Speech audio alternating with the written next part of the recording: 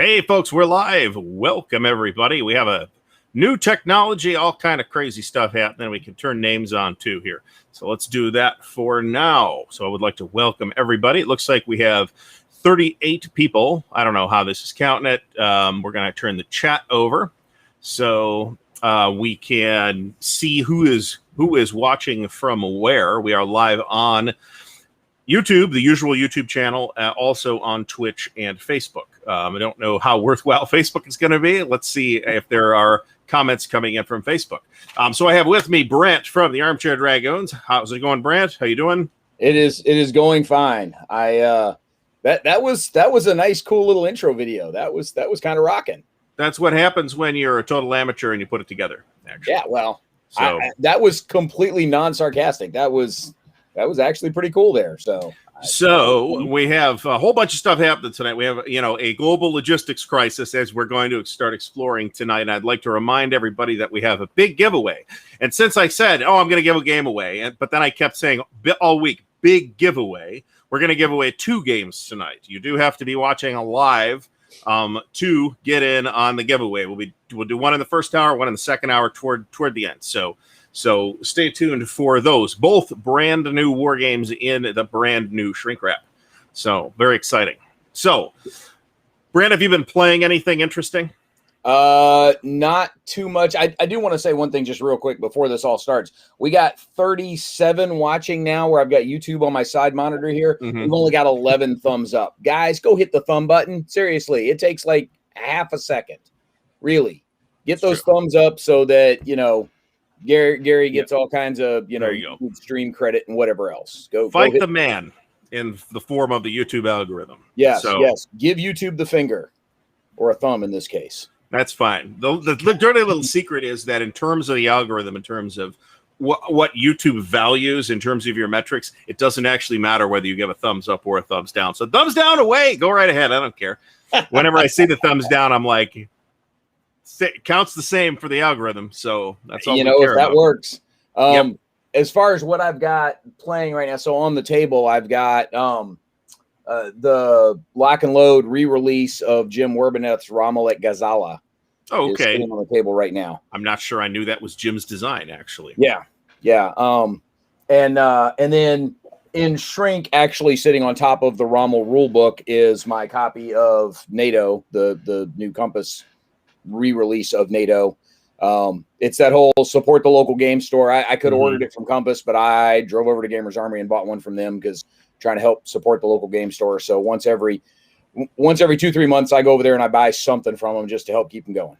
And they're great people, and I love them, and so I help them out. Support your local game store, especially if they sell war games. If they sell war games, even better. I'd like to give a shout out to folks watching.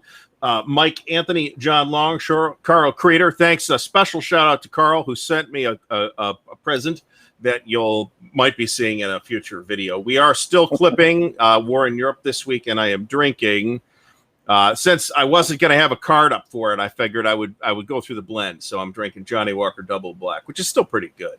Also Terrence Bonham, Rick Cox, Lind Pratt, Husa, Charles Latora.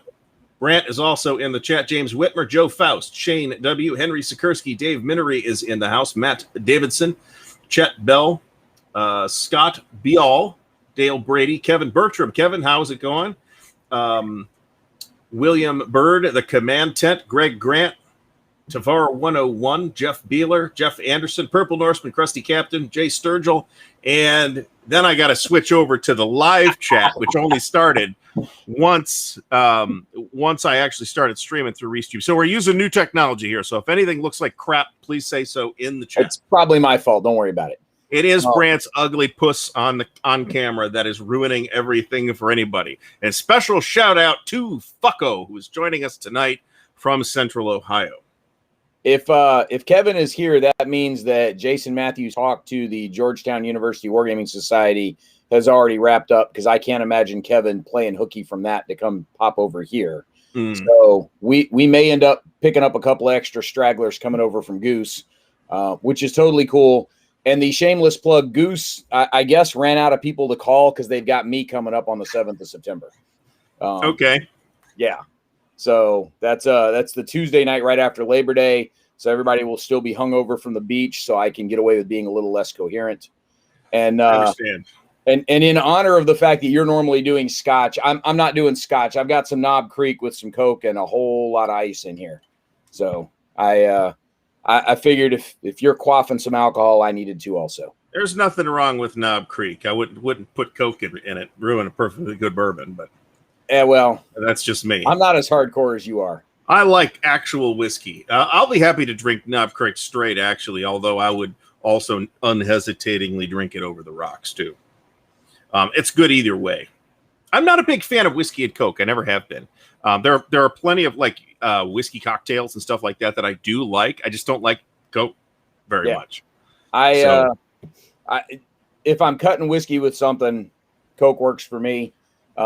There's actually a couple of decent local scotches my wife and I discovered. The last time we were in Scotland sounds really pretentious. We've been twice. But it was the last time. That was also like 16 years ago at this point, so it's been a while. But yeah, we found a couple that we've been able to track down here in the U.S. One of them is Ardwulf. We actually got a tour of the distillery. I haven't had that. I know of it. What was fun about that one is, you sit down, you're going to get the tour. They're used to the tourists being there. We were the only two people on the tour, so we got to ask a lot of extra questions. They showed us a couple of things you wouldn't normally see. But we were there on like a Tuesday afternoon also, which helped keep the crowd down. Scotch Day is every day, I'll have you know. This is true. But we sat down for the tour, and the first thing they do is they show you the little video overview. And the video looked like it was a 1970s era school film strip, except that the three dudes in the video, the same three guys working there. And this was in 2004. So they had aged a bit, but it was the same three dudes in the video they had shot 30 years earlier. That's kind of cool, actually. It was cool. Clearly, this was the family business. So yeah. Well, there are relatively few distilleries that are family-owned businesses anymore. There are still a couple. Most of them are owned by giant conglomerates like Diageo and Suntory. Yeah. The town we were staying in was where the Dewar's headquarters was. We were one town over from there. So we were right next to Aberfeldy when we were there. So we did the tour of Dewar's also. Dewar's is clearly set up as this sort of assembly line tour to get you through there and into the gift shop as fast as possible. Mm-hmm. Yes. That's the best part, I think. You get souvenirs and scotch. Yeah. So it was a good time. All right. So we have a worldwide logistics crisis, which maybe some folks don't fully comprehend what that means to things like supply chains. And it is just to intro this, because we're not really going to get into the causes of the worldwide logistics crisis per se, but it's not just COVID, right? It's the fact that the Suez Canal was backed up because a cargo ship was blocking the whole thing for a month or whatever that was, like a week and a half or something like that. But that's a big deal, right? In addition, manpower is much scarcer. Part of the reason why, news reports aside, part of the reason why it's hard for companies to hire here domestically right now is because there's almost 700,000 dead people removed from the job market, or not all of them were necessarily on the job market, but that's noticeable. So there's slowdowns all over the place. There are certain things that are like noticeably slowed down. I may have mentioned the worldwide chip shortage, which is affecting most producers of electronic devices. It does not affect Apple as much because Apple has a lot of their own infrastructure and does a lot of their own stuff. Yeah. Whereas everybody else relies on the same. Literally, the machine that makes the chips, those machines are made by one Dutch company, and the machines cost this was on Facebook the other day. The machines, or Twitter, the machines cost $150 million for the machine. They take up like 75 cargo containers to transport them to wherever they go. And between the cost of the machine and the install cost, you're looking at $1 billion. They make less than 50 of these devices per year. So when there's a slowdown, it's a huge slowdown. Yeah, so there's no fast reacting to it either. No. Now we do think, this will go away eventually. But it might take a couple of years for all of these problems to go away. Yep. So, yep, absolutely. Yeah. So one of the things that's playing into all of this, just by way of setup, for those of you that didn't see it, if you hadn't seen it already, the article today over at Armchair Dragoons was one that I had put together talking. It was really me interviewing and surveying a bunch of people in the game business about sort of the impact of the shipping crisis on many of those guys in their companies. And part of it, we've seen this effect being discussed quite a bit. Hadn't seen a ton of analysis of how it was affecting the wargaming world in particular, and that was really our hook because that's the stuff we care about here. But I did reach out to folks in the broader game business as well, not just in the wargaming space. One of the things that I did promise was I promised them anonymity in return for their candor on this. So I'm not going to tell you who was saying what because I don't know, and that was intentional. I will tell you there's a couple of quotes that sort of sound like some people, but I don't know that it's them, and I'm not going to give them credit for it or tell you that it's not them because I honestly don't know. Let me ask before we even get into that. To what extent do you feel that the promise of anonymity was actually an important consideration for the folks that you did talk to?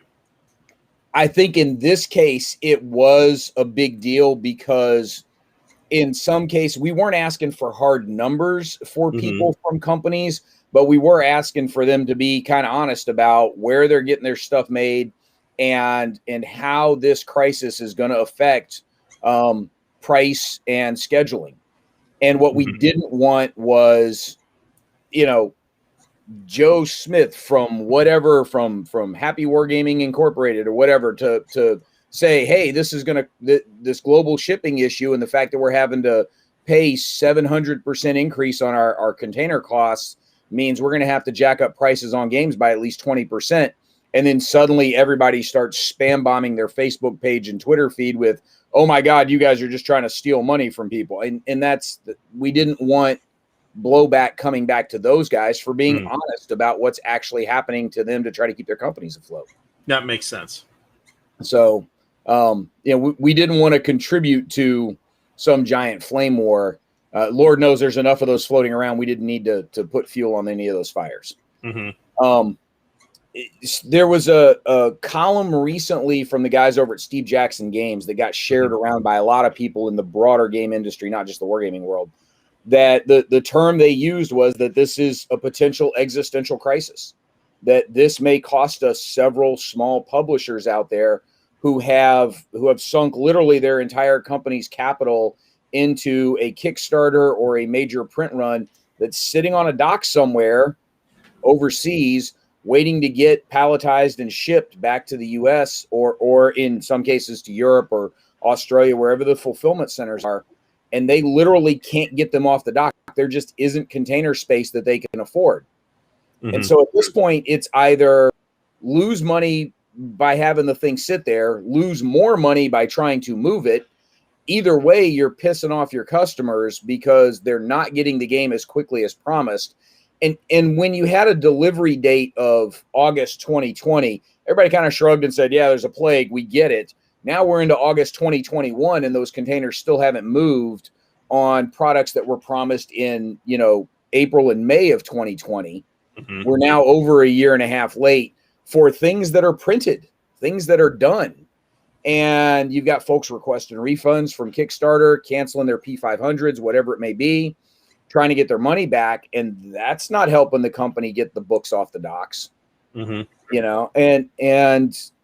these companies, when they had budgeted $2,000 for freight, maybe $1,000 fudge factor just in case, they're now being charged $20,000 for freight. They just can't afford to move them. There's at least one company in England that just called the printer and said, pulp the whole thing. We're closing our doors. Like we can't afford to move it. We can't afford to let it sit there. We've got no way to get it here from there. And we can't just keep losing money paying for storage. So we're out of here. So Ronald Nicholson, probably a subject matter expert that is a biased egghead. So probably a little of both.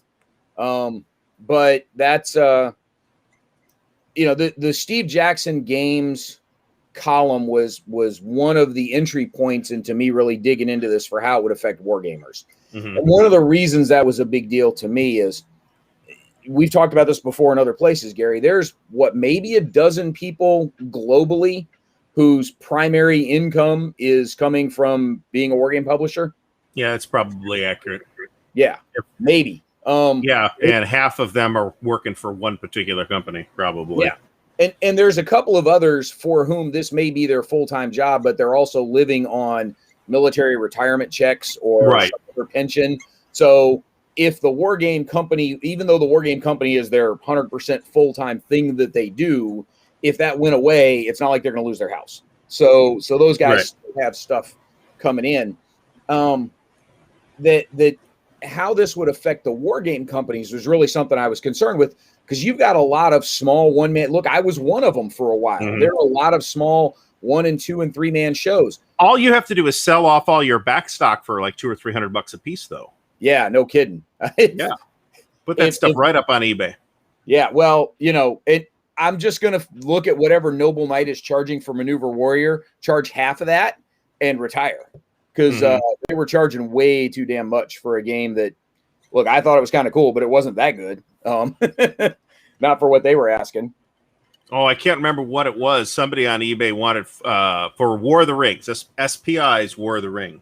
Wanted, about $14,000 for a copy on eBay. Did somebody go for it? I assume not, and I further assume that is somebody's money laundering operation or whatever it is that they're doing. Funny, yeah.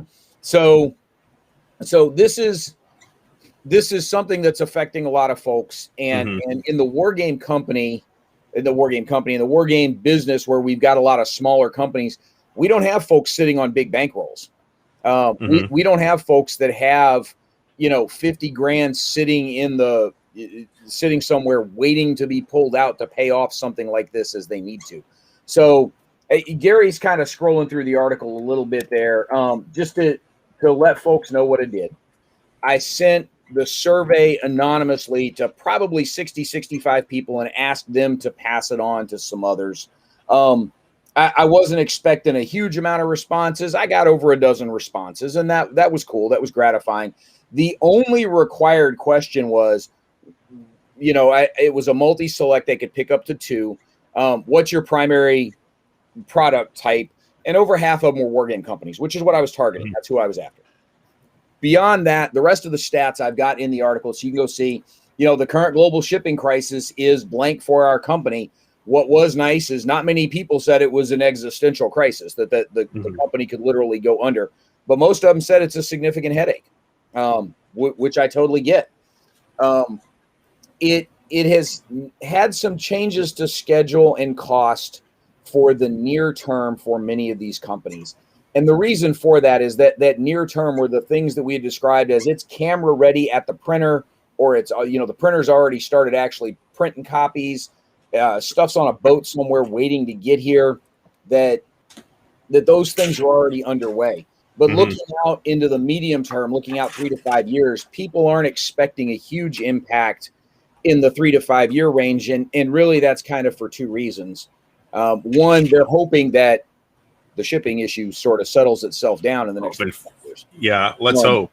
Yeah, no kidding. But otherwise the price of bananas is going to skyrocket too, but also because many of those things in the 3 to 5 year horizon haven't really been announced yet, or the pricing hasn't been set on them. So a game that they might have internally planned to offer on crowd, on P500 or Kickstarter or whatever at $40, now they're going to come back around and do it at 50 or 55 instead. And nobody's going to know that it was originally supposed to be 40. So it's okay. There's that price sensitivity doesn't kick in that case. The bigger thing, and I suspect what's probably going to be the more interesting part of this discussion, is the part about where people get things produced and why. And given that that's probably going to dominate a lot of this, I kind of want to hit the pause button here for just a second, take a look at what we've got for some questions in the chat, and see what people might want to ask about, what comments you may want to throw up on the screen there, things that we can, you got to have the cash. Yeah, absolutely. The killer is cash flow. Yeah, this is going to kill working capital for a lot of these companies who are already operating on a lot of probably really slender thread of cash flow already. So, that could be hugely problematic for some of these companies, and that is a thing that can be a problem for companies regardless of size. Big companies can have cash flow problems too, not just big in the grand scheme of things, not just big in the context of wargaming where we're talking about it. Even our largest publishers are still relatively small publishers, as companies or even publishers, of everything go. Yeah. But even big companies can run into huge cash flow problems. That exact problem has killed a number of game companies that I can think of over the years. I mean, it killed SPI. That was a big part of SPI's problem, was they just didn't have the cash flow, and it dried up. And their printers started saying, "We're not going to print this new thing until you pay us for the last thing," and they didn't have the money to pay for the last thing. And then the next thing you know, they're standing there with their hat in their hand in front of the Bloom Brothers, and we all know how that turned out. Yeah. Yay. One of the things, SPI's problem wasn't that they weren't selling things. It was right. They were moving stuff. They just owed more than they could move. And they were, right up to at least 1980 and possibly 1981 included. They were selling more games every year than they had in the previous year. So they were growing too. They were pricing things stupidly where they were losing money on individual items, but that's another problem. Here is your chance to get in on a bargain price now. Jay Sturgill has a copy of SPI's War of the Ring and will gladly sell it on discount for $12K. I will furthermore extend that offer and undercut Jay and say I will sell mine for a mere pittance of $10K, and then I will go around and buy a nicer copy because mine's not bad actually, but it's not that nice. Is Jay unpunched? That's the question. Yeah, is it punched? That is a good question. So one of the things I found that was very interesting in the article, I keep wanting to scroll on the screen rather than on the web page. That's going to be an ongoing problem as I continue to drink more. Is the inability of at least some of these products to actually be printed domestically at all. I would imagine that at least some publishers are probably going to try and say, "Hey, we were going to print this in China, but maybe we can print this in the U.S. instead." But to some extent, that's probably not practical. Yeah. So this is not even not practical. Let me be clear. Not possible because of specific components there just aren't domestic manufacturers for that. This is true of a lot of things, by the way. Certain kinds of nuts and bolts and things like that, specialty fasteners, you cannot buy them manufactured domestically. They do not make them in this country. You have to get them from Asia usually. Yeah. So games are not the only example of this. So I followed up with some folks, and again with granting the same level of anonymity, but I went back around to some people, not knowing if they were ones that necessarily replied to the survey or not, but reaching out to people that I knew had used overseas producers at some point. Maybe not exclusively, maybe not still, but folks that had printed overseas. And again, we're framing this in the context of a very American-centric discussion because, look, we're a pair of Americans, right? And most of the audience running around here are Americans, and most of the Europeans are probably in bed by now. But quite frankly, the majority of the war game publishers out there are U.S.-based as well. It was another reason I was willing to grant anonymity, even though and it limited the way in which I could word certain things on the survey. It was very U.S. centric, and I even had somebody say, "Hey, this is a pretty U.S. centric thing." The problem is if I tried to branch things based on where people were physically located, that was going to compromise some anonymity. There's only 2 war game publishers that are based in Germany, maybe 3. So 2 or 3. I can only name 1 to be honest about it. Well, there's the new Assault Games dudes running around out there, and VUCA Sims. VUCA's the one I could think of. Yeah, but remember, for a long time, wargaming was frowned upon in Germany. So yes, and so that was one of the other reasons why the survey was kind of set up the way it was. Is I wanted to make sure we didn't accidentally compromise what I had promised folks. People were unflinchingly honest about the lack of ability to do certain things in the U.S. because the machinery just quite frankly doesn't exist. And so when I reached back out to some people, I got some very insightful responses that quite frankly were pretty detailed. And one of them, I'm going to paraphrase here, but not give you, exact phrasing. But some things are literally impossible to get done domestically, and these are guys who would know because they're the ones actually doing the big level spreadsheets to figure out what it takes to get stuff done over the course of the next 2 to 3 years for their company. Miniature figures not happening in the U.S. And not just things like the pre-painted D&D minis that WotC was selling 10 years ago. Those, I think we all know there's nobody in the U.S. that can do stuff like that, or the old Mage Knight figures. But even the unpainted ones, I don't know for certain. I would suspect Academy Games is getting theirs done overseas only because, according to the 2 different people I heard from, there's no way to get that done stateside. They have games with miniatures. I guess they do. Thinking about it, I just haven't. They played do, like the 878 Vikings game, or that has miniatures. I thought that it was little blocks. The 7075 are little blocks. The Mare Nostrum, yeah, that's true. That does have plastic. The original printings did have blocks, but they've had second printings. 878 Vikings, I think, always had figures in it. I know Mare Nostrum did for sure. I haven't played that. So minis not happening stateside. Dice, if you want anything custom for dice, anything beyond just 1 to 6 pipped on there, you're likely getting that made overseas. There's like one domestic dice manufacturer. The overseas, so Doug's talking about how it's done in China or the UK mostly. Even many of the UK manufacturers have their stuff made overseas. Warlord Minis, based over in Europe, the guys that do a lot of the minis wargaming stuff have stopped taking pre-orders on a variety of products because their factories in Malaysia are closed right now because of COVID. They are flat shut down, and nobody's even in the building. So they've stopped taking orders on that, and that's not a secret. They've published that openly on their website that's happening. Now on the metal minis that Doug is also mentioning here, I think he's right about that. But metal minis make up such just a fragmentary part of the market nowadays. I mean, it used to be when you were talking about miniatures, you were talking about metal miniatures, and then maybe you'd see like the giant mechs or whatever in resin.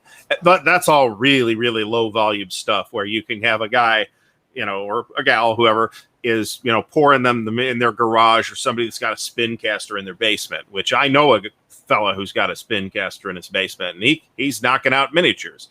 But those are like, an infinitesimally small proportion of the miniatures market anywhere.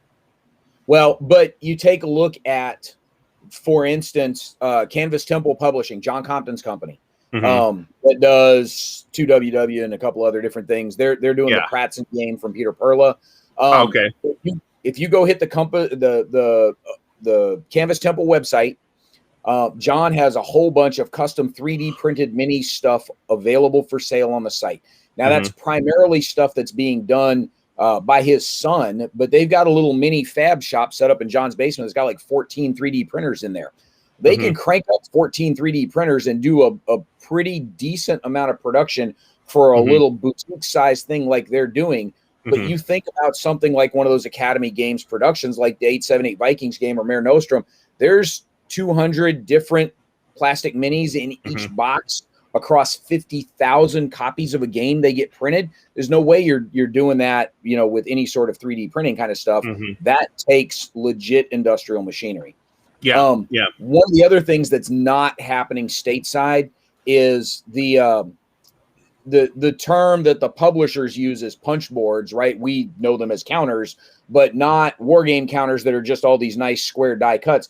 Think about literally anything from Fantasy Flight Games, from things like Runebound or Descent or Warrior Knights, where you've got fleur-de-lis tokens in there. You've got all kinds of... And it's different for everything they make, too. Exactly. Even that like a single game might have 10 punch boards in it that require 10 different dies. And the only reason that is economical in the first place is because they're going to print 50,000 copies of it. Yeah, and if you've ever played anything from Fantasy Flight, there are 180,000 tokens in every one of those boxes, which is why you need a pool table to play a 4-player game. I am pretty sure I have heard gamers complain that they do not get enough stuff in Fantasy Flight Games products. Yeah, I don't know who those people are. They need to have a Fantasy Flight box dropped on their head. But even Fantasy Flight, like Tide of Iron, with all the minis that were in those old Tide of Iron boxes, that stuff wasn't getting made stateside. So those punch boards, could you find a stateside producer to custom tool one of those dies for you and then print stuff? Sure, but the cost is going to go through the roof just to get the custom die made. And so what had happened was there are a couple of different issues here. First of all, overseas manufacturers invested in the technology where stateside ones did not, to the point where the production capability overseas, never mind the cost, just what they are actually capable of producing, far outstrips what you can do in the US. I had another publisher talking about just the boxes that they get made. The best box that they can get made in the US is like Candyland quality. It's like a 1.5 millimeter thick chipboard. And it's the reason why you used to have all those blown out corners in all those older boxes that were all very slim. But you think about the better boxes that you're seeing come off the press these days. Some of the GMT ones are nice and thick. Shores of Tripoli from Fort Circle. I mean, that's a bulletproof box. Seriously, you could do an active shooter drill with that box. There's nobody stateside that can make that box. And I've had that confirmed by 4 different printers that have said, we've tried. We cannot find anyone stateside that can do it. But the other hassle that you start to run into stateside, and this is one of those really big deals with the way the overseas printers structured their business. Can you go find a dude who can maybe make those boxes for you stateside? Sure, there's some dude in Omaha that's going to make that box for you, right? But then you've got to go get some guy in Vermont who's going to do the custom dice for you. Now you got one guy in Calgary who's going to be able to handle the minis for you. And you've got somebody else down the street from me in Durham, North Carolina, that's printing the cards for you. Now I got to ship all that to somewhere else and have those people actually put all the boxes together. And even when you start talking about just strictly hex and counter games, that is a logistical challenge too. I mean, you have companies that I could name that I know they don't have like an all-in-one component printing solution. They have the counters printed over here and the boxes made over here and the maps printed over here, and maybe they have cards printed overseas and the cards come in from Europe. A lot of the cards, at least at one point, were manufactured in Europe. I don't know whether that's still true or not. But then it's exactly the same problem, even with just like straight hex and counter stuff, where you would think that because there are at least 2 or 3 domestic wargame publishers that I'm aware of that do either predominantly or overwhelmingly strictly hex and counter stuff that do print domestically. But we're talking, map sheets and boxes that maybe aren't the world's nicest boxes, and counter sheets that are always the same, right? They're always either 5/8 inch counters or 9/16 inch counters or half-inch counters. So you can use the same die on every counter sheet. And the dies are, you got to buy the dies. The dies that is not a free service that the die cutter provides to you. You, the publisher, have to buy the die and pay to have the die made. And that was an idiot move that I had made back in my Bayonet Games days, is that I had laid out my counters at an odd size. I did 7/8 inch counters because I wanted the artwork to be a little bigger and cooler looking. And those were, I had to get a custom die made. That cost me a couple $100 because I was a moron and didn't know any better.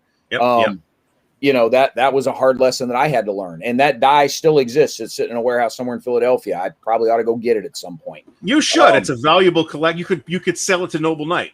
I could, or let some other wargame company use it at their finishing place if they wanted to make odd size counters. That'd be totally cool. Trevor, as far as I'm aware, Multiman prints domestically.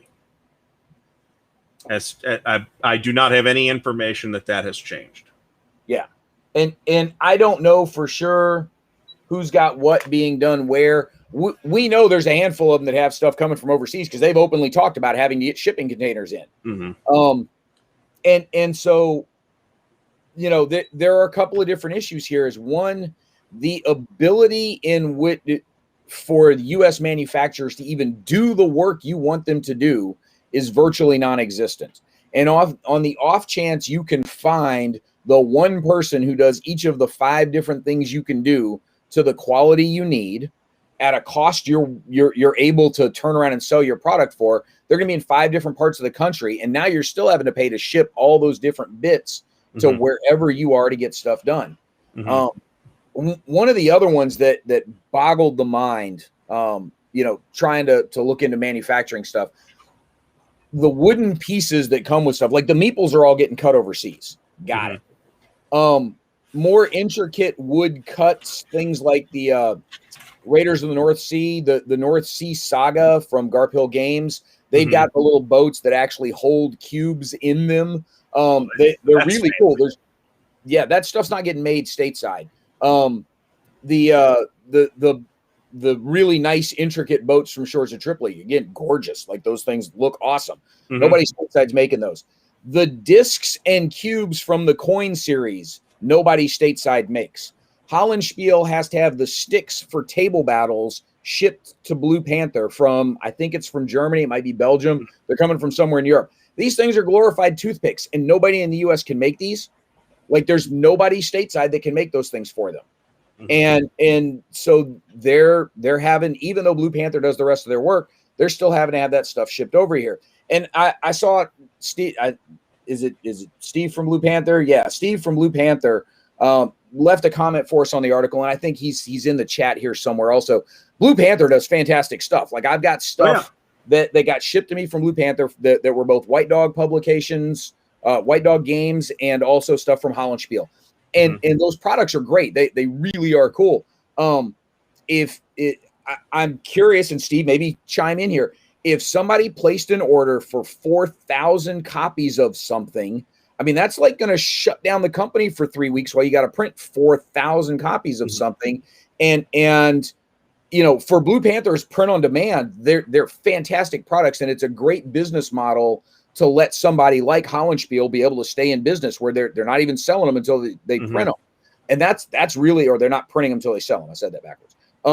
That's a great model, and it allows people like Hollandspiel to do cool games that ain't nobody else going to do. Yeah.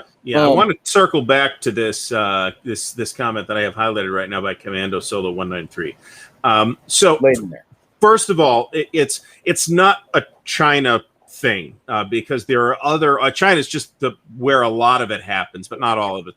There are other offshore sources for various things that simply aren't economical to get here and to have manufactured here in the States. But what I think Brant's data is highlighting is that, at least to some extent, for games with the fancier components, it's not that it's just cheaper in China and that's why they're going there. It's that the capability of manufacturing at least some of these components, not necessarily paper maps and half-inch counters, but some of these fancier components simply does not exist unless you go offshore.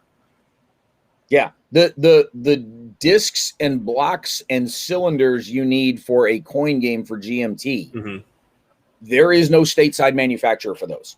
Yeah. Now, does that make sense? No, of course it doesn't. But if that's, if that's the reality of the situation, that's the reality of the situation. I know that the Game Crafter doesn't get their stuff domestic, and that's where I would, if I was going to go buy 1,000 little cubes, that's where I'd go. They don't make their stuff domestically; they buy it from China. Yeah, and look, if you're trying to prototype something and you need some cubes, go down to your local Michael's store and go to the little woodcraft aisle and take a look at the little wooden blocks they've got there. Where are those things being made? I'm sure not here. Yeah.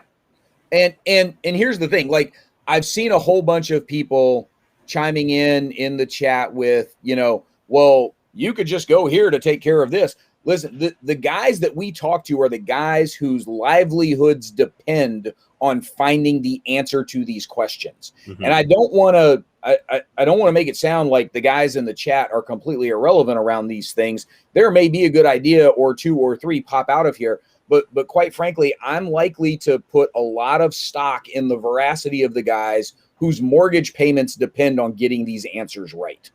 Well, and it's not like we're only hearing this from one person. We have heard similar things echoed from a variety of different sources at this point. If you're kind of watching the threads that revolve around, I don't want to name specific people because then I'm putting specific words in those specific people's mouths. But we've heard from various publishers who have gone out in the open, like Steve Jackson Games, for example. They're an RPG company, so I can and they got their own article. I mean, they could come out and say, "Hey, here's what our problems are," and they're not a particularly small operation. I mean, they're in gaming terms, they're a pretty big operation. Yeah, right. They've got like employees and stuff. They got a payroll, and they, with and an office, right? They don't. Their warehouse is a warehouse. It's not a shed in the back of. It's not somebody's garage. It's not Grant's shed. Yeah, like literally, I'll show you the warehouse. It's the shed in the backyard. So, I mean, these are, still small companies, but they're companies with employees and staffs and people who we presume at least, are good at what they do. Yeah. Yeah. Well, we hope so. Jim Ozarski had made a point in the chat about the issue of sort of paying the premium there. And that being one of the issues. They don't exist because we don't want to pay a U.S. premium on some of these things. I will tell you, one of the things that I'm real curious about is, I'm not going to say that wargamers aren't price sensitive, because they are. Like we've heard everybody bitch about that. Would be a ridiculous statement. Yeah, but how many war games are consistently going on sale over $100 nowadays? Quite a few. Exactly. How many generic tabletop hobby games are going on sale north of $100 on a consistent basis? I would say a smaller percentage, but still a decent number. It's rising, but it's Gloomhaven, right? Yeah, a huge game. Gloomhaven or your Twilight Imperium 4.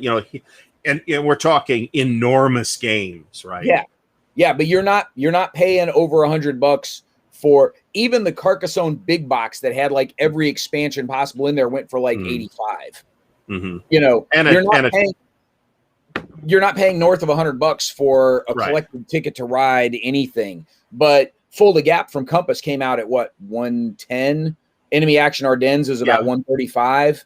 So both are big games, but you have to judge them as being big games by the standards of war games, right?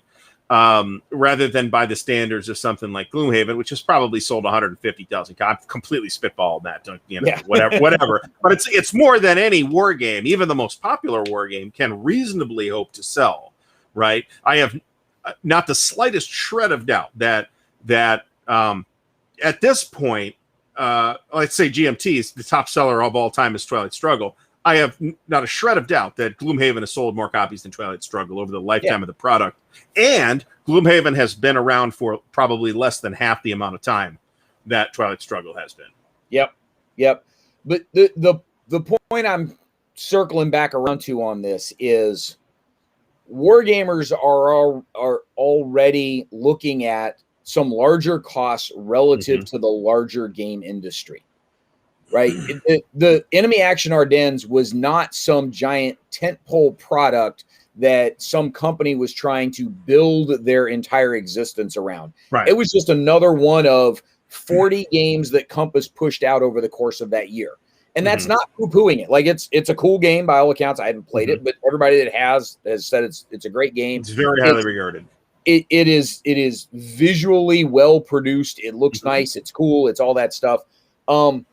But it wasn't an exception in that it wasn't, oh my God, this is the cool game the way Gloomhaven was, and it still came in at 135. Are wargamers willing to go 150 instead of 135 for a game like that if they never knew 135 was an option? And maybe the answer that I'm not going to say yes or no, I'm going to say it as a giant maybe. We don't honestly know. The problem that I see in all of this, and where the issue comes into stateside versus overseas manufacturing and getting anybody stateside to make the capital investments needed to do the production stateside that the overseas guys can do and we can't. And I'm saying stateside because, again, we're U.S. based folks, but if any European guys watching this later, the same holds true for France, Germany, and England, and anywhere else in the EU. the stateside production capabilities aren't there. But I don't know that even if Compass, GMT, Lock and Load, MMP, Clash of Arms, Avalanche, everybody all started using the one printer that made the investments in all of this, if the war game market is big enough to recoup that, no matter how much they jacked up the prices. Yeah, I suspect that it's not. I suspect that pretty strongly that the answer to that is no, and that the war game market is in fact not big enough to recoup those costs. And you're hamstringing designers too by saying we have to print. Everybody's got to print all their stuff through this one company that has these capabilities, and that's it, right? And designers are going to balk, justifiably, I think, balk at that. It's like, well, no, I want little wooden cubes, and why can't I have little wooden cubes? I'm going to go somewhere else, right? Yep. Jeff Anderson had a good point that I saw flip by in the chat. That one of the big reasons for the board game renaissance is that the quality of the components has gone way up for the price, and that's pretty. That's a solid answer right there. The toy factor opening up these boxes cannot be discounted. Yeah, that's totally true. The sheer number of unboxing videos, I think, speaks to that. Yeah. If only we knew who to blame for all those unboxing videos. I am responsible for only a minority of the unboxing videos in our space. Yeah, but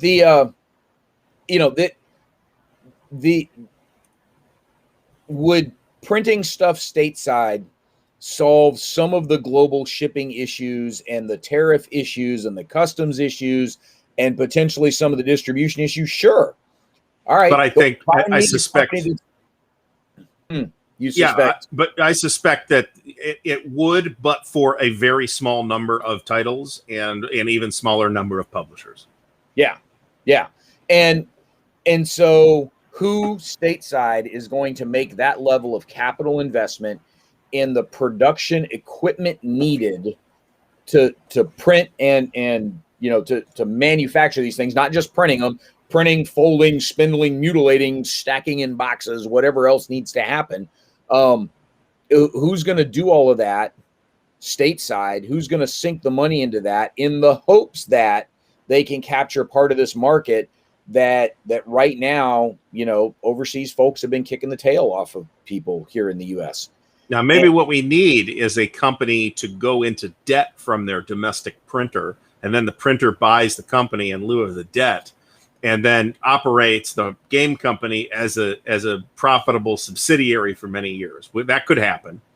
It could. If we wanted history to repeat itself, it could happen. But let's not bank on that. I don't think we can count on that. And Mo mentions Under Night Sky, Deadly Northern Lights. Those are not only over $100, they are approaching $300 for those titles. And that's new. That's not on the secondary market. Correct. That is MSRP. I think this is a great idea. Wargamerburg, USA. That sounds great to me. And they send all the old Wargamers there as they retire too. Yeah. They can be your playtesting base somewhere. Mm-hmm. So, which is why Decision Games will stay in Bakersfield and never relocate there. Right. I had to throw in a Decision dig because I saw Stigler pop in here earlier. So. Oh, we'll end up talking about Decision at some point, I'm sure. If not this week, it'll be next week. What's the difference? Just before the show, I went to Decision Games' website saying, I am going to order this thing from Decision Games, latest issue of World at War magazine. I would like 3 copies, please. Nowhere is it on their website. You're surprised? They shut it down. I'm not surprised. Not that's Modern War. I mean, World at War magazine. The World War II. Okay. I'm sorry. Yeah. No, the magazine's out. I got it, buddy. It's like, hey, it's out. Do you want? It's out. People have the magazine. It's not on their website. Yeah.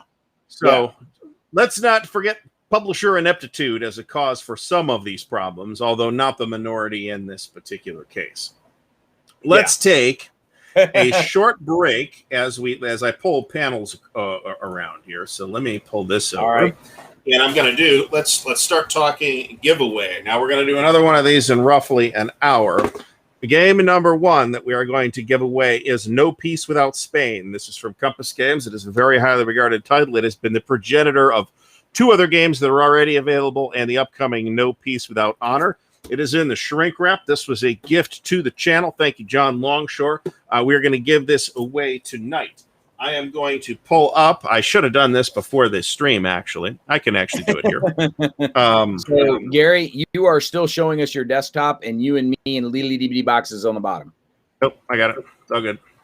I thought you were going to change that. I didn't know if you intended to. Nope, just going to go right here. All right, so I want folks who are interested in the giveaway for No Peace Without Spain to put and I'll let this run for a minute or two, to put a number between 1 and 100 into the chat.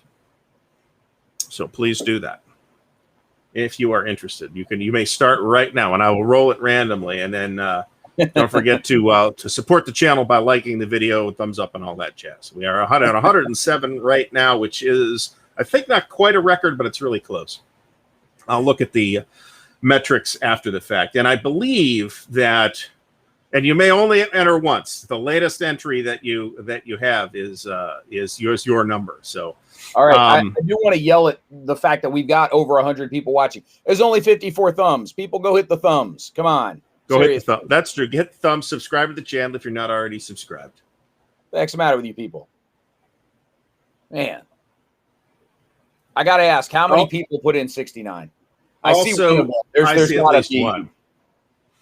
There's got to be more. Also, I'm going to scroll up to where the number started. So first person that enters a specific number has dibs on that number. Brent, you're not eligible for this. You didn't say that. You're not eligible for this. If you if I need to send games down to my poor, unfortunate bro in North Carolina, then just let me know and I'll send you some games, okay? Because I got Origins. I got some trash. That's true. I got some trash I can hand to you.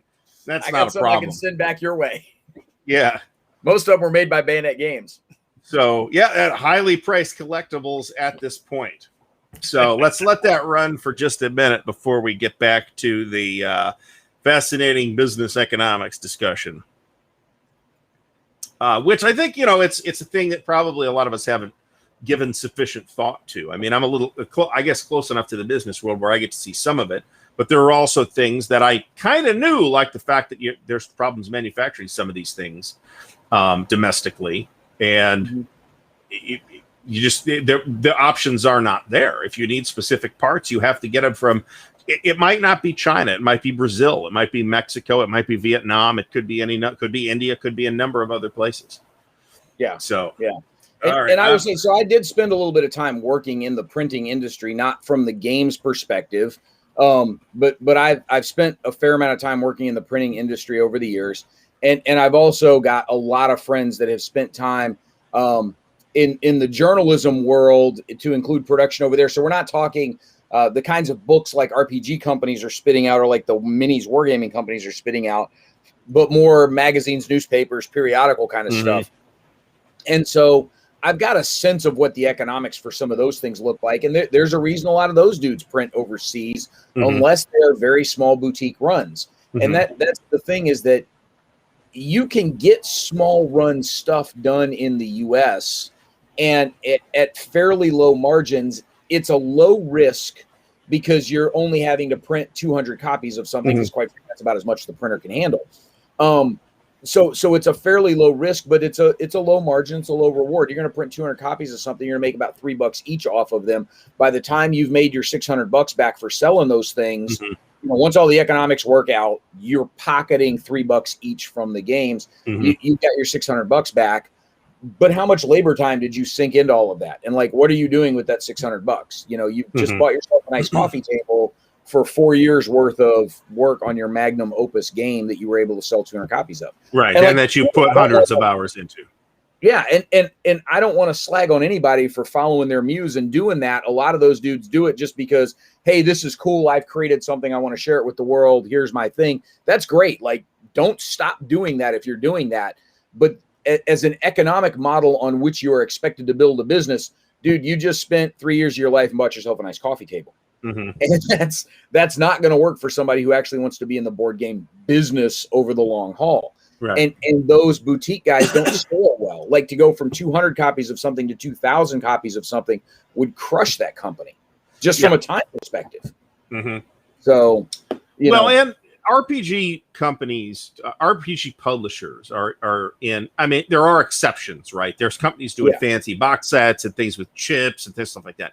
But if you're just talking about books, about like your average thing from Indie Press Revolution that probably didn't print more than 2,000 copies at most, which would be a huge print run for wargaming, but let me add, those are things you can get printed domestically. But that's a different kind of printing job. Printing books is a different kind of printing job than printing all these components that are customized for one particular game. And margins of scale are a factor here.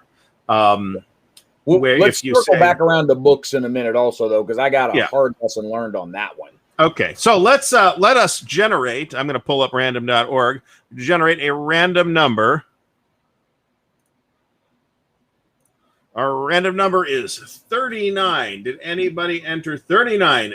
Daniel Silverthorne is number 39. That was way easier than I'd hoped it would be. I expected to have to scroll down for 10 minutes looking like that. So, Daniel, please email me at ardwulfslair@gmail.com. I should have said this before the giveaway. If you're not in the US, I'm going to ask you to help with shipping. I will also help with shipping. We'll work something out.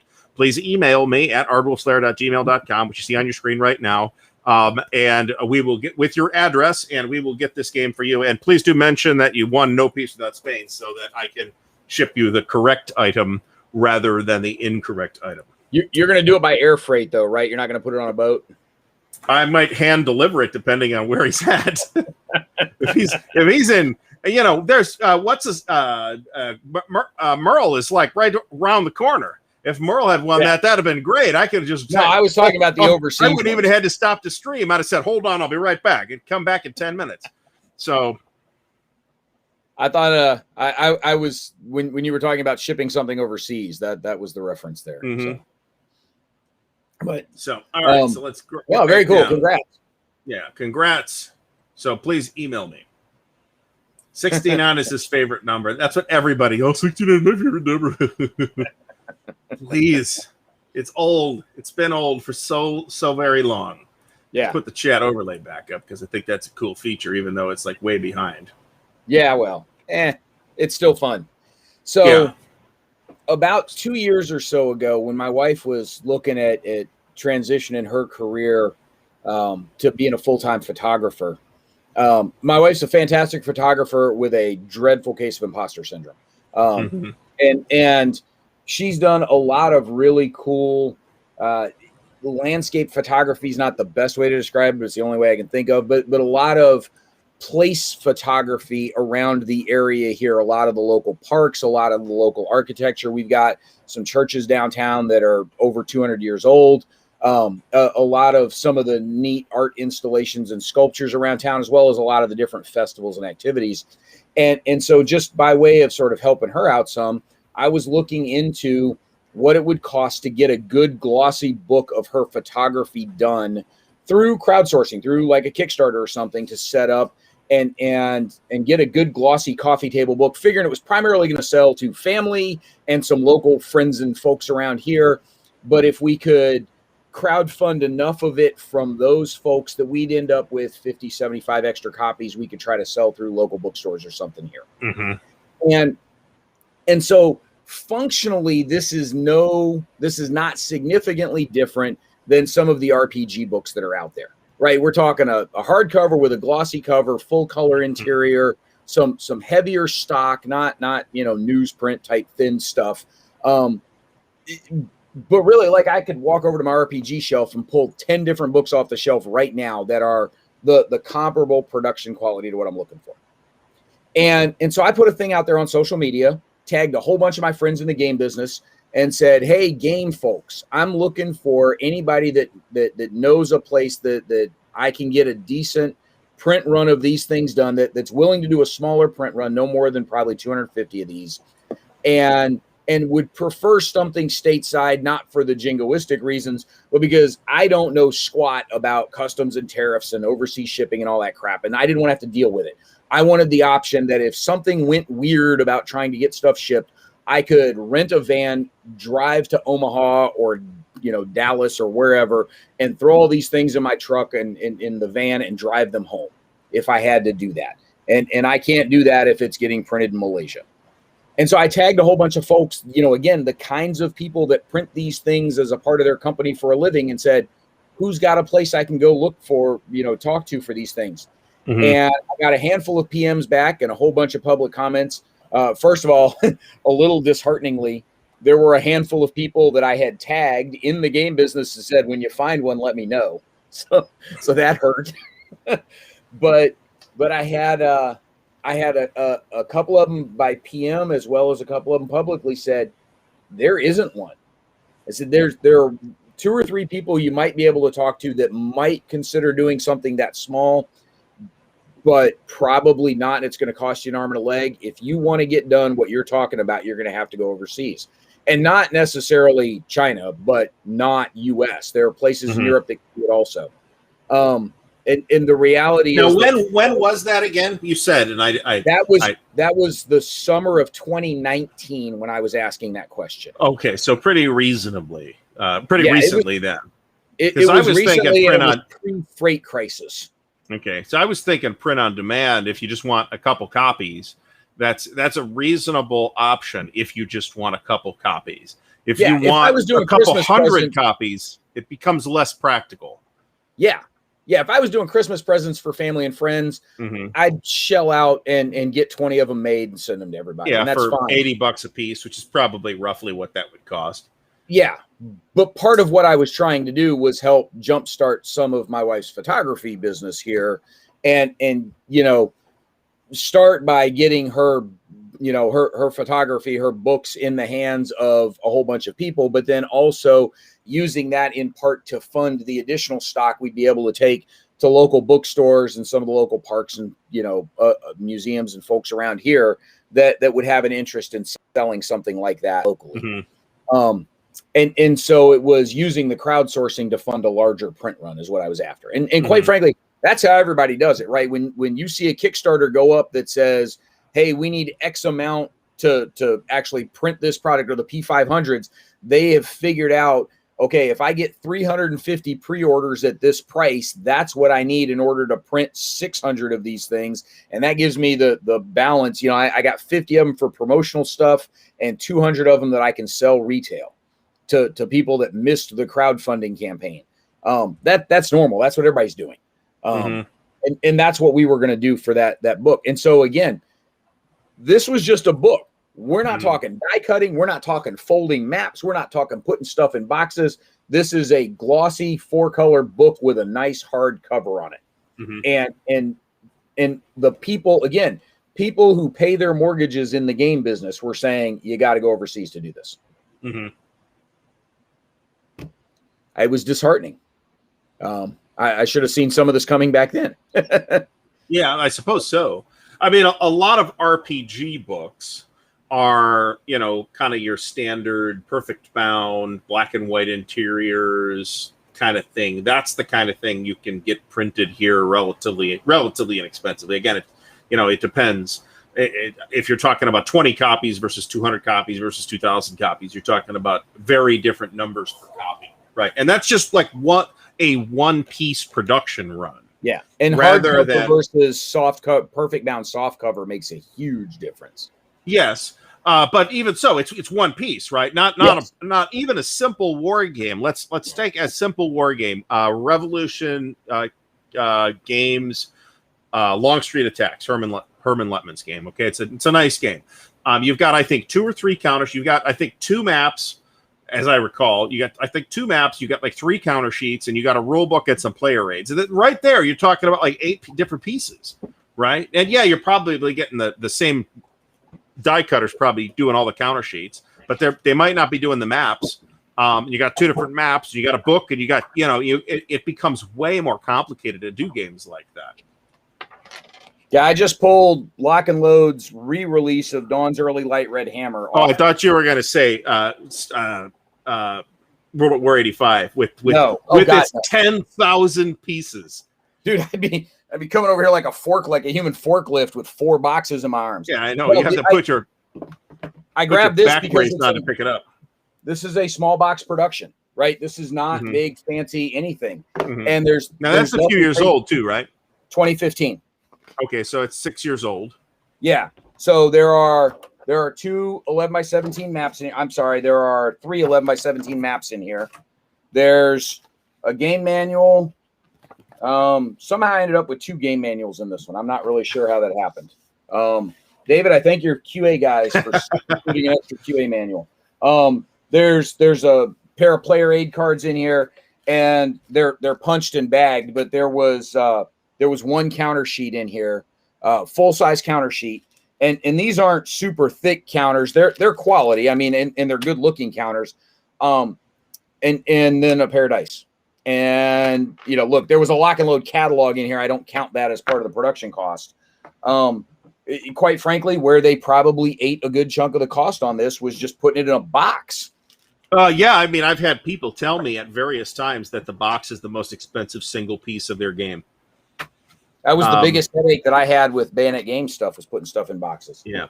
PSEX has a really good question here, and I'll tell you who to talk to. Go talk to, what's his name, and his son that run Grognard Simulations. That's who to talk to about that, because they are doing it all in-house. It's the Fasulos. Chris Fasulo and the other Fasulo. But yeah, they're doing it all in-house. As far as I know, they're doing their own die cutting and everything. And they got like a little hand. I mean, how many copies of their games are they selling? A couple hundred, maybe? I don't know. But they're the smallest of small press operations, right? Which is not intended as a dig, right? I love the fact that our hobby has a Grognard Simulations that does, not only super boutique stuff, but stuff that is batshit crazy, like Grognard Simulations and their $4,000 wooden footlocker of the Death Ride Curse series, which somebody bought. By level Curse game, yeah, the platoon level Curse game. That's it's probably 250 square feet of map. It's crazy. They had submitted it to Guinness as the world's largest war game. I know, because I submitted a letter in support of it. Okay. So I know that that is claimed by WIF also with their newest edition, but I think the caveat there is that it's the world's largest board game with a mounted board. Well, which might be correct in that case. I think the one that WIF is claiming has come out since that Kursk one did. Because I believe that's true. Yeah. I don't recall for sure, but I think that giant Kursk footlocker was originally released in 2018.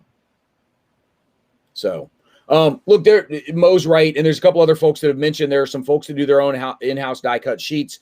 Yeah, good call. Micro Game Design Group. That's true. Yeah. Victory Point Games did that for a bunch of years also. And that's fine when you're making 60 copies of any particular title, or when all of your titles have essentially the same die. You can get away with that. Right. So what you do is you sell 30 of those copies, and then you gradually bleed the remaining 30, because it's then out of print. You gradually bleed the remaining 30 out into the secondary market. Yeah. The problem is, again, that doesn't scale. And again, this isn't to slag on folks like Micro Game Design Group, or when Victory Point Games was a war game publisher before they got bought by Tabletop Tycoon or whatever. Those guys do cool stuff, and that's great. It's awesome that Gary, like you said, it's great that we've got those dudes in this hobby, because we see some really neat, interesting ideas that you wouldn't ever otherwise find. Like a platoon level Curse game. Yeah.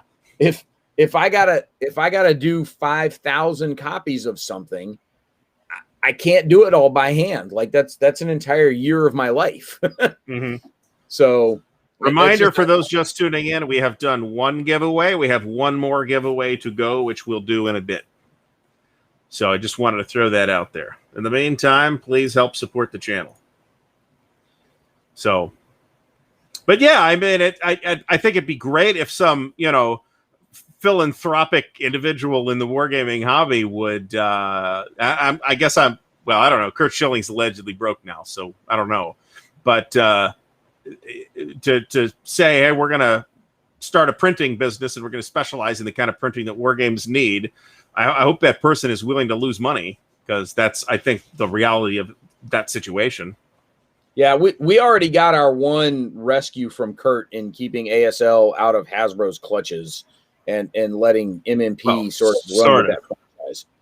Yeah, sort of. I mean, they are licensing it from Hasbro, so they are, but it's not like the Hasbro dudes are showing up and they're going, "Hey, you got to make that change right there." Yeah, I don't think they really care, as long as the checks keep the very small, by Hasbro standards, checks keep rolling in. I think we meaning ASL folks are really lucky that somebody was able to talk Hasbro into that. Yeah, exactly.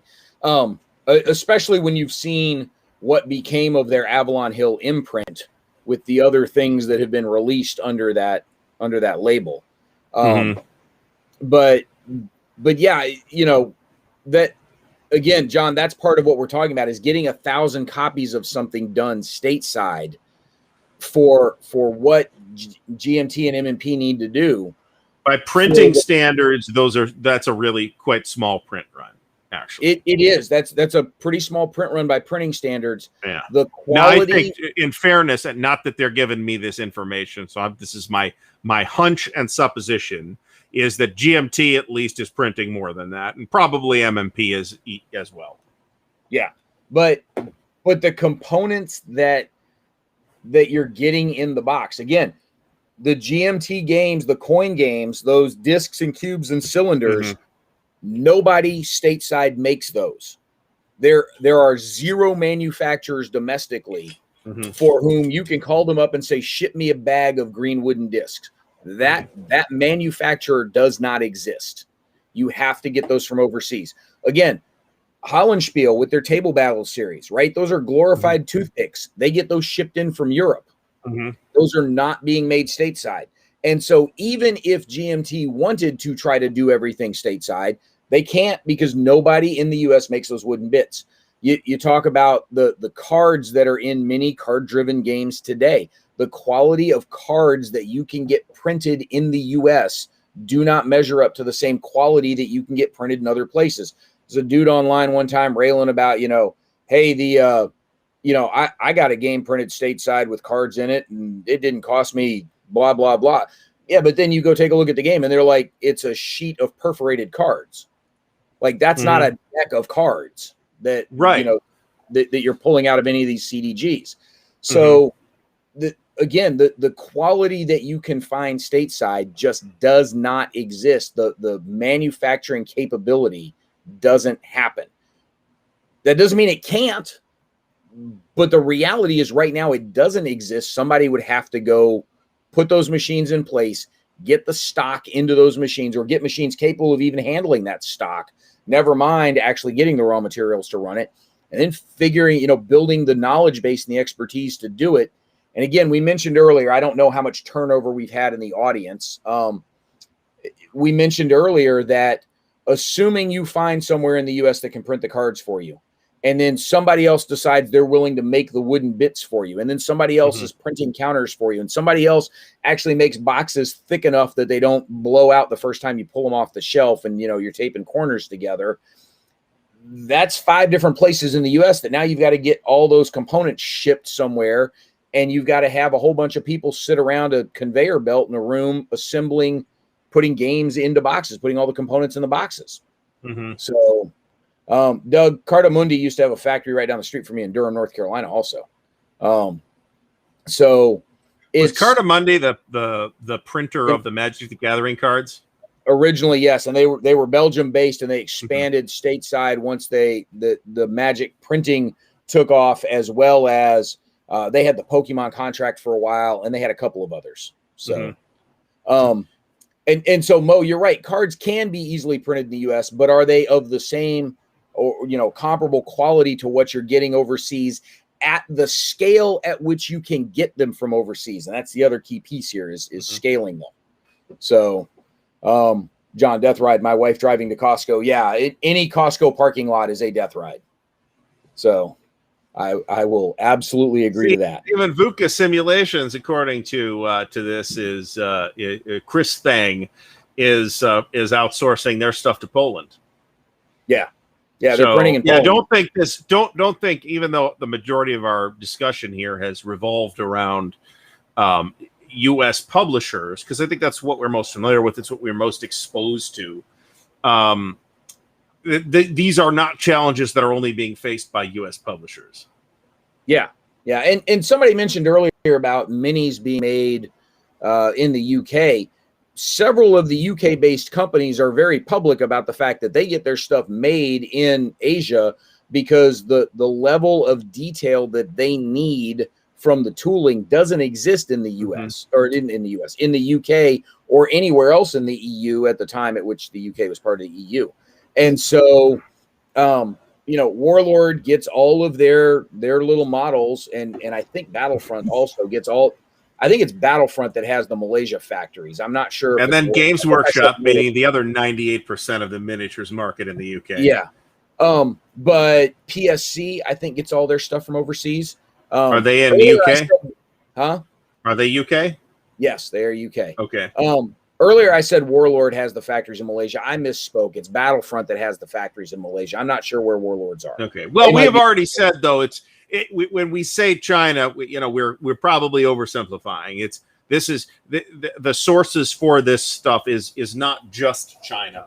The point is not that it's China. The point that is not here. Yes, it's still somewhere you got to put stuff on a boat. And right now, being able to put it on a boat is what's killing people. Yeah.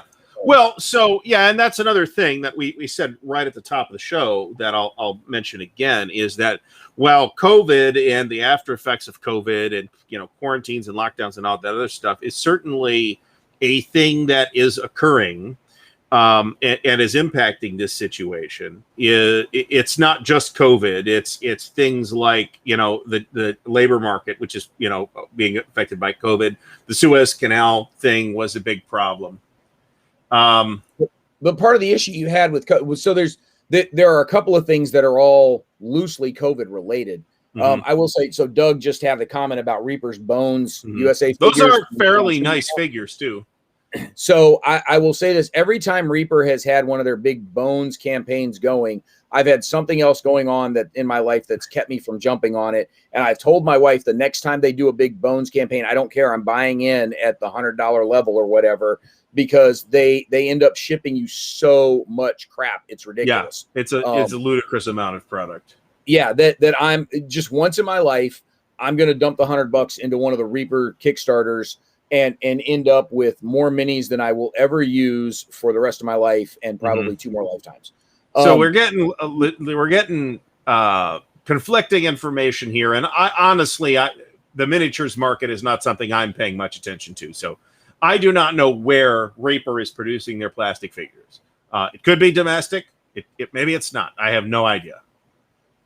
Yeah, and Reaper's not one that I know. Look, if Mo's going to chime in and say they're made locally in Denton, cool.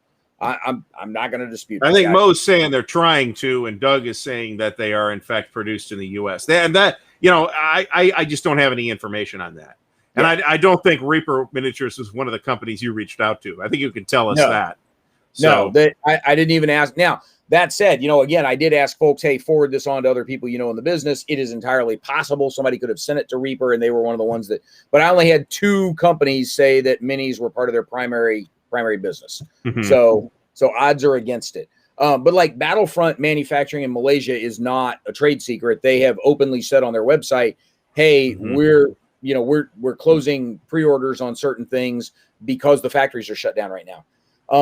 The Suez Canal blockage was certainly a hassle, but there's a couple of other COVID related challenges here. One is when COVID shut everything down, there was an accumulation of stuff sitting on the dock that needed to go somewhere, and it still needs to go somewhere.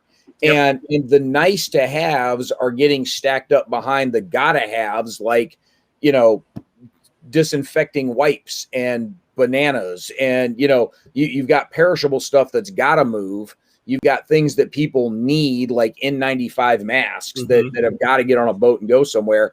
And then somewhere down the line, about 68th in a 50 item list is when your Kickstarted RPG book is going to get put on a boat. My Traveler stuff was definitely not high on the priority list. So there's still something that I ordered in, I think, early 2020 that I have not gotten yet.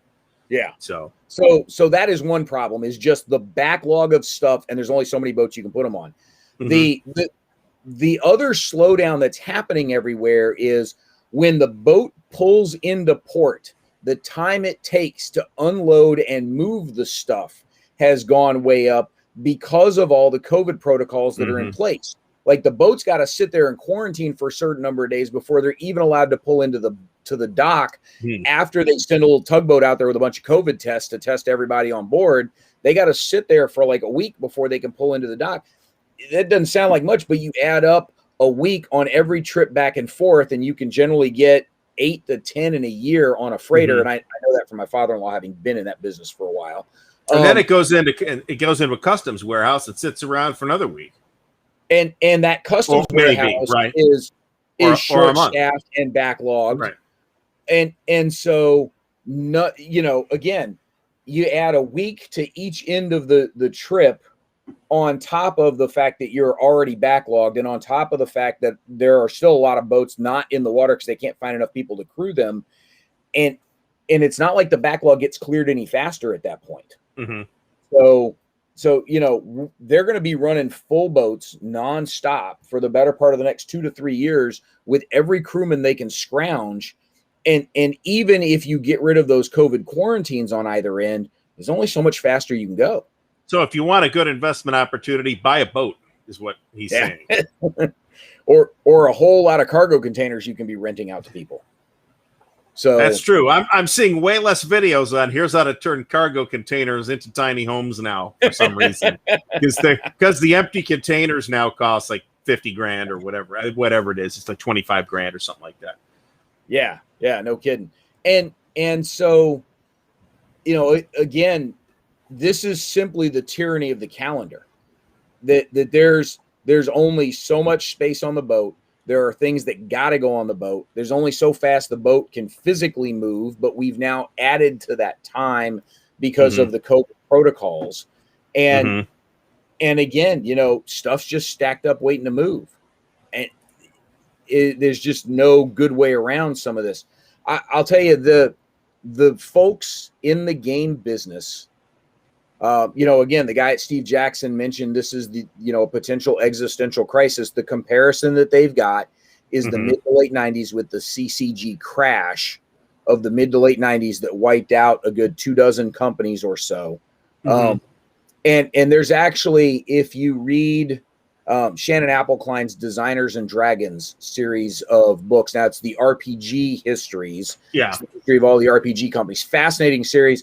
Yeah. Folks like you and me of our generation reading, riddled with errors, but it's the best resource for a lot of the information that it contains. There are some errors, and I overstate when I say riddled with errors. I mean, I have found a couple of errors in it. There's a few things here and there that I think it's a matter of who you ask as to what answer you would get. Oh, that's very plausible. Yeah, I mean, But guys like you and me reading the books on the 70s and 80s, this is a trip through our childhoods. Oh, yeah, absolutely. And it's a wonderful history of a lot of game companies that you don't necessarily hear the histories of. Companies like Chaosium and FGU and Iron Crown and companies like that. I mean, there are multiple books about TSR out at this point floating around. But one of the things that Shannon points out in the 90s edition is the collateral damage that the CCG crash had on the game industry as a whole, and the fact that it took down 2 or 3 different wholesale distributors, as well as a good dozen or so companies, some of whom were significant players in other lines of business that, because of their CCG investments gone bad, just torpedoed the whole company. And that sort of extinction level event is something we may be looking at right now. that probably isn't going to affect wargaming a ton, simply because there's only so many wargame companies that could even be caught up in this. Like, there's just not that many of us. Right. CCG is collectible card games. Sorry, Brian. So Magic the Gathering is the archetype, Magic and Pokemon are the archetypes, but there were, in the mid-late 90s, there were a crap ton of CCGs running around out there. So John saying he owned a games retailer in that series in that time. So you lived it. That CCG crash killed multiple companies and several wholesale distributors, and we're still not back up to the same level of wholesale distributors in the game business. Oh no. There's how many retail games distributors are there now? Alliance. Yeah, and there's a couple small ones that keep trying to break in, and then they go out of business. Then another one comes up in a couple of years. It's pretty much Alliance, right? That situation. Asmodee is kind of their own distributor just because they're so flippin' huge. I thought they were busy liquidating all their product lines. Apparently, Fantasy Flight maybe. I mean, they're running out of people to fire at this point. Yeah, I know. So, too bad, because I like a bunch of their stuff. Yeah. I would. A bunch of the Fantasy Flight people that have bailed have ended up at other reasonably stable companies at the moment. I guess it's just a matter of time till Asmodee buys them too. Who knows? Maybe. All I know is I don't care about anything that Asmodee makes. So yeah, Wizard's Attic was another one of the ones that went under because John. Wizard's Attic was infamous. They dragged a whole bunch of RPG publishers down with it, owing them money. Wizard's Attic was a true debacle in the RPG space. Yeah, and distributors as well. By the way, but what we're looking at right now, so the CCG crash was a series of bad business decisions that ended up killing a whole lot of publishers. What we're looking at now is something completely outside the control of a lot of the publishing companies that may still take them down. And it sucks. Like, it absolutely sucks. It's even for game publishers whose products I'm not a huge fan of. I'm not necessarily wishing for their demise, because it still provides jobs in the industry. It still provides opportunities for people to find their way into this business and into the hobby. It still provides, a place for people to cut their teeth on what they're doing. And even if they just take some experience from that company and take it somewhere else and go do cool things somewhere else, that's still a valuable service that they've provided out there. Yeah, I mean, I don't want any wargame publishers to go away, even if I don't necessarily like their products. There's a number of publishers. I'll even give you a name: Lock and Load. I don't like anything. I'm just not into anything that Lock and Load does. But I like Lock and Load as a company, and I would just as soon they stay around for a good long time. Yeah. So I wish they did more product that I was interested in. I'm fairly in the tank on a couple of their things, but I get your point. Steve, Asmodee's strategy in terms of buying good companies and flushing them down the toilet, part of the problem is Asmodee is run by a bunch of balance sheet ghouls from private equity whose only goal is to figure out how to separate people from their dollars as much as possible. And if things like employees get in the way of them doing that, they'd rather get rid of the employees than do the right thing. It just is what it is. And long-term growth or stability or profit is not a consideration for those kind of people. No. It's all about what can we do to maximize the balance sheet on our next quarterly report. Absolutely. And that is the sole monomaniacal focus of those guys. So that it is what it is, and it kind of sucks that it's like that, but it is what it is. So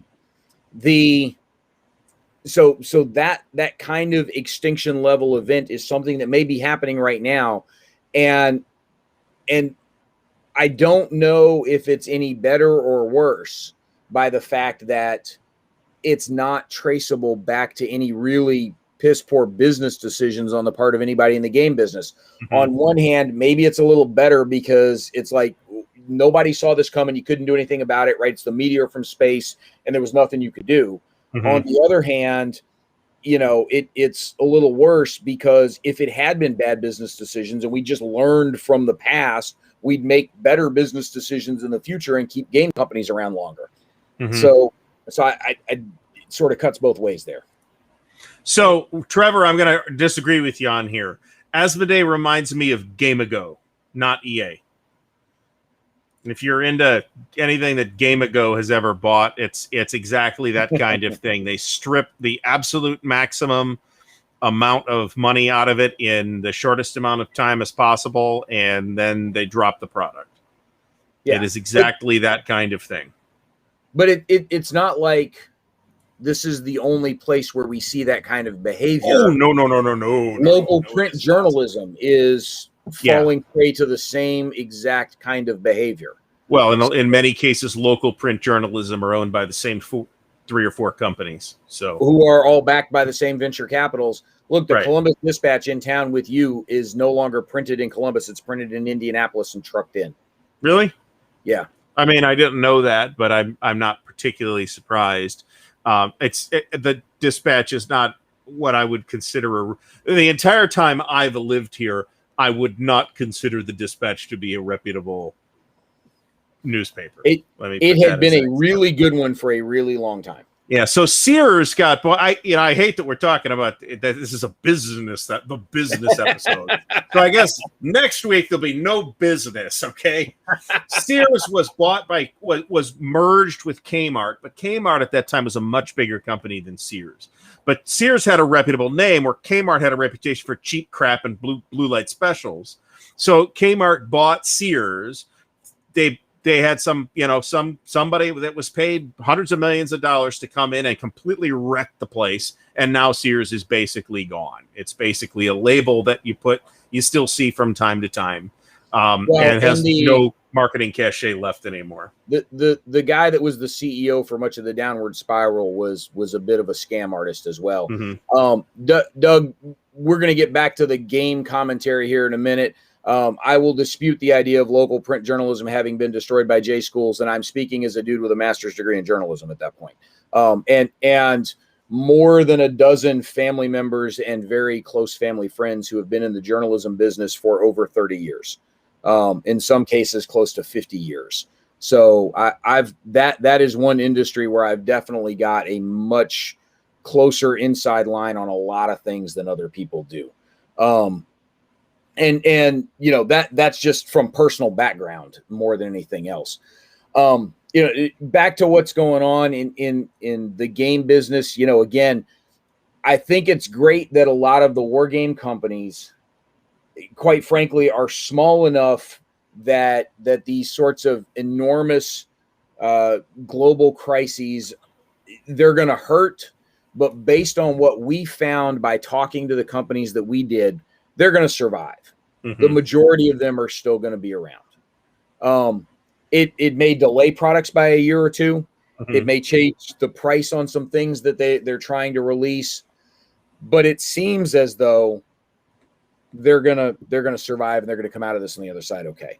Mm-hmm. The challenge is going to be what the long-term impacts are going to be on the game world, the hobby game world as a whole, and unfortunately, one of the things that was kind of eye-opening that we've learned and that I hope we've been able to share with a lot of you guys is the sort of stock answer of, well, just move production stateside and you don't have to worry about the shipping piece. It is not physically feasible because the ability to create the product does not exist. And that was the really eye-opening thing to me in learning about all of this. Even if they wanted to bring stuff stateside, the production capability just doesn't exist. It's not there. So unless you want the quality of your product to significantly nosedive to where it is the equivalent of Candyland, I'm sure there's somebody out there going, Candyland's got a mounted map. That would be awesome. Have you checked out the cards from Candyland lately?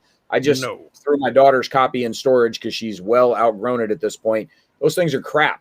Right? The box just cracks it. You look at it too hard and the box cracks. So, that's not a level of quality that people are willing to put up with. Especially not when the game costs $120. Damn sure not then. that level of component quality that people are used to for, regardless of the prices you're willing to pay or not, that level of component quality, you just can't get away with making those things stateside. Nobody's going to buy it. So, yeah. So John Madison actually asks if either of us would endeavor to publish our own war games today in 2021 from scratch. And Brad has actually done that before, so he can speak from a position of actually having some idea of what he's talking about. I am just speaking from my nether orifice in saying absolutely not, under no circumstances. But that said, I think there are options now that maybe a lot of the traditional war game publishers are not leveraging to the extent that they can be leveraged. One of those options is print on demand. Another is electronic distribution. I know that certain companies have fought tooth and nail to prevent their products from being digitized, even those products which are, just big rule books. And we're seeing big net gains because you can now buy PDFs of their stuff. So leveraging places like Wargame Vault and stuff like that. So if I had a designed war game, I would seriously, and I wanted to publish it, I would seriously consider doing it as a print-on-demand type of thing through Wargame Vault. I think that's a much more modern type of thing, and it removes 100% of the logistical difficulties that we've been discussing tonight. Yeah, and there are a couple of different print-on-demand places out there. Wargame Vault is one of Blue Panther's one of them. We know Blue Panther does good work for a bunch of different folks. I have absolutely no complaints. I've got 15 games that were printed by Blue Panther at this point, and I have absolutely no complaints about any of them. I think I got 4 or 5 of them. And I know that there are people. So I wish I could have found the actual review on Board Game Geek. It was quoted, but they didn't tell us what game it was, so I couldn't find the actual review. They said, reviewed one of the early Hollandspiel games. He said the components are the quality of toilet paper. That's bullshit. That is absolutely bullshit. That reviewer is a liar. He is not engaging in creative hyperbole. He is a liar. I have been consistently sometimes on the front page called Hollandspiel. Sometimes the art is not everything it could be. That I'll absolutely agree with. But to say that the component quality in terms of the printing quality or the map thickness or the whatever is low is just nonsense. And you can get really nice. I mean, you're printing on demand, right? You're printing between 1 and 3 copies probably for the most part. Yeah, this is the thread. This Hollandspiel. Let me put this I'll put it in the chat. I can't really put it in the chat. Hold on. Yeah. So, there we go. We're gonna another giveaway coming in just a moment. It's coming. Yeah. So, to the person that asked if either of us would endeavor to publish our own games in 2021, having been a dude who has published them before, I will tell you, I like the design work. I have about a half a dozen different designs in varying stages of completion at the moment. Go ahead, somebody make the Orange Crush joke in the chat. Go ahead and get it out of your system now. Been working on it since 2007. At this point, it's an alt history game instead of a current events game, and that's fine. But I will have y'all know that I had rightly predicted a Russian invasion of the east side of the Ukraine after a disputed election. And I did it back in 2007.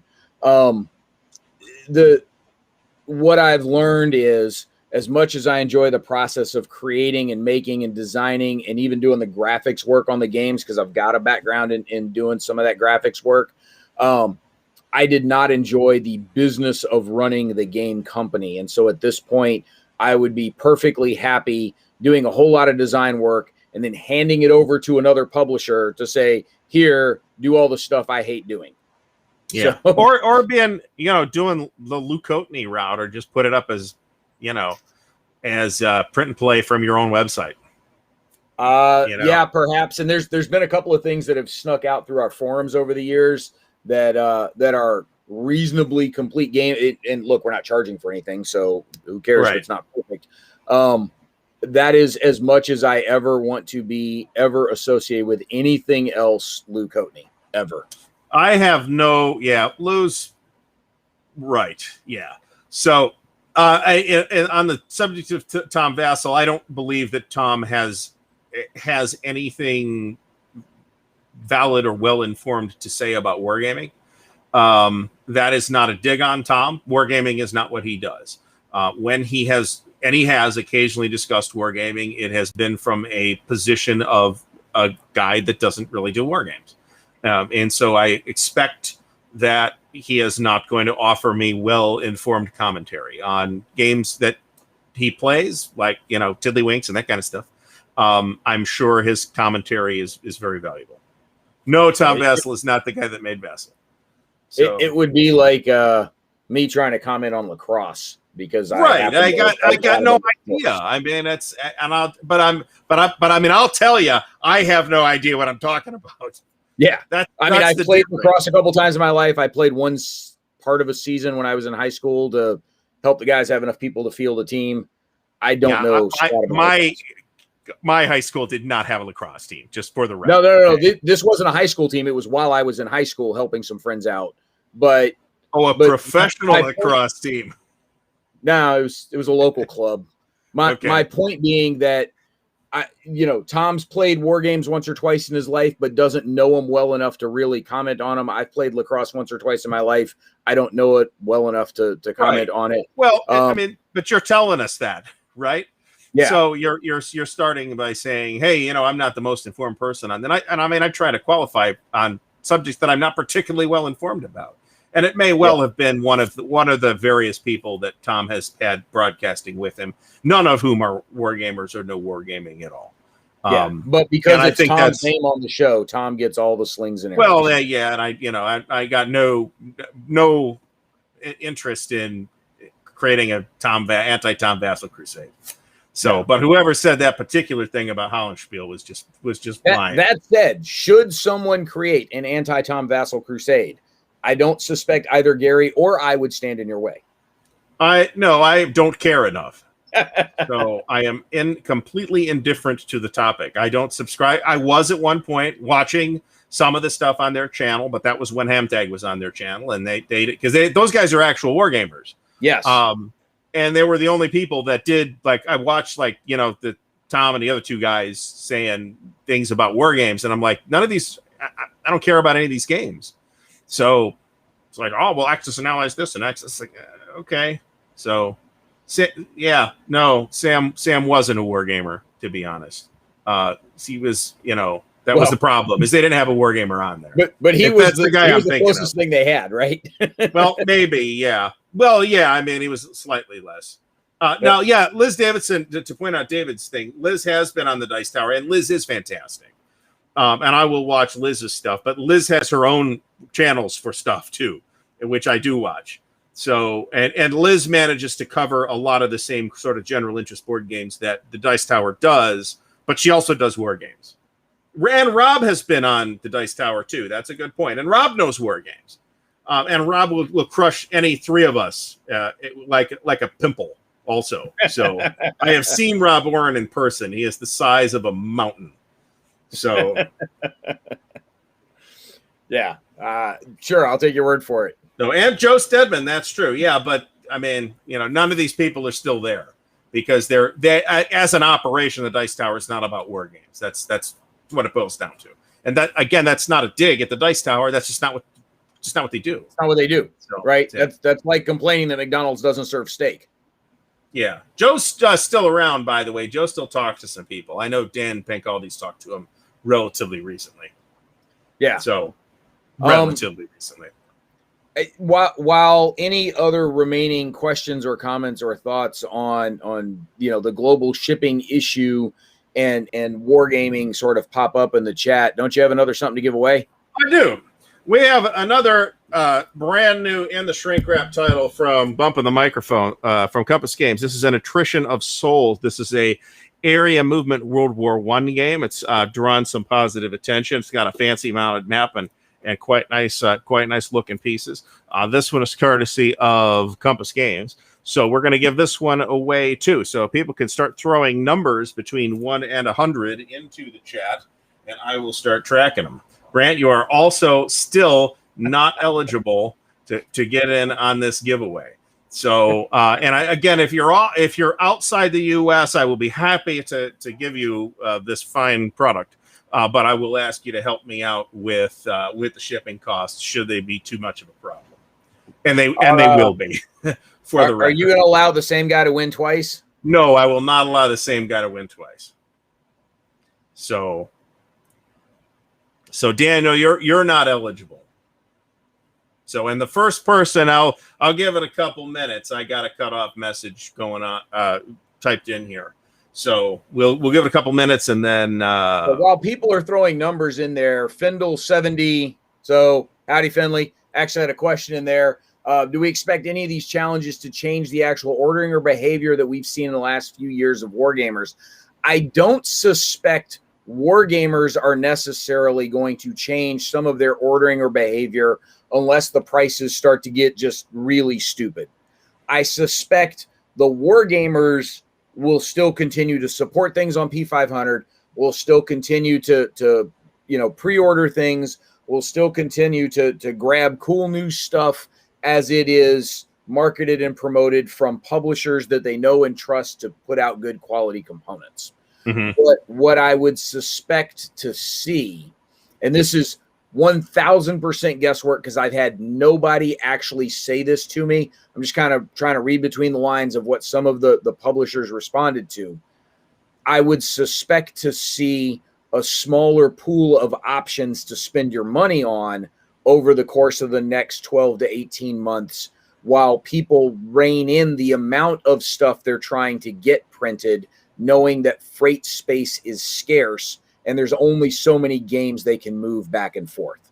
Mm-hmm. And so Wargamers are still going to end up paying 100, 120, 130 bucks for a game like Enemy Action Ardennes. The difference is you're only going to see 2 of those come out over the course of a year instead of 5.